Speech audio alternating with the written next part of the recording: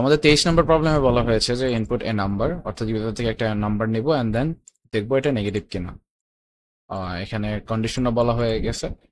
So obviously আমরা জানি যে 0 থেকে যেটা ছোট সেটাই হচ্ছে আমাদের নেগেটিভ নাম্বার। সো আমাদের এন দেওয়া হচ্ছে যে নাম্বার, অর্থাৎ আমরা ইনপুট যদি এন নেই তাহলে আমাদের এই এন এর ইনপুট 0 থেকে ছোট হইতে হবে, তাহলেই কি হবে, সেটা নেগেটিভ নাম্বার।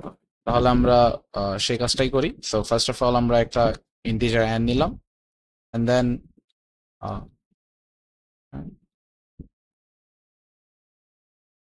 তারপরে হচ্ছে ইফ আমাদের এন যদি 0 থেকে ছোট হয় দেন দ্যাট মিনস আমাদের কাছে নেগেটিভ, এন্ড দেন একটা স্মাইল ইমোজি।